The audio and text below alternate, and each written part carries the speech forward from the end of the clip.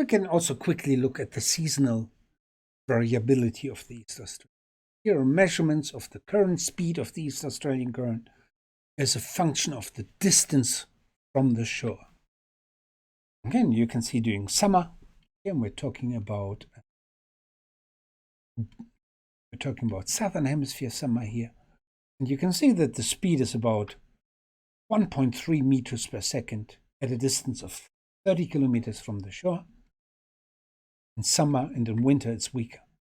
It sort of reduces to something like 60 to 70 centimeters.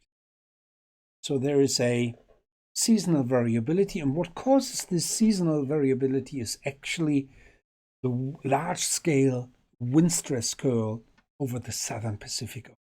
It's not a local feature. This seasonality is driven by the large-scale wind field in the ocean. And so now just a very quick view what happens at the equator. Here you have a cake cutting across the equator in the Pacific Ocean. Okay? Only the upper 1,000 meters are shown.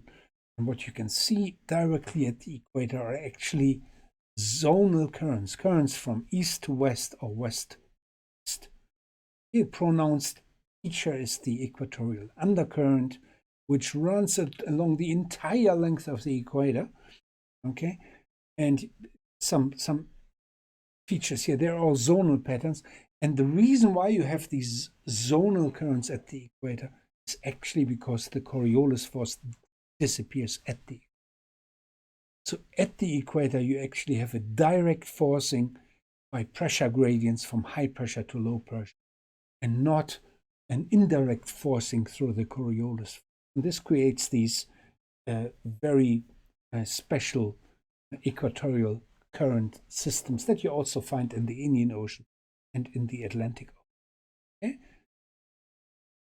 All right.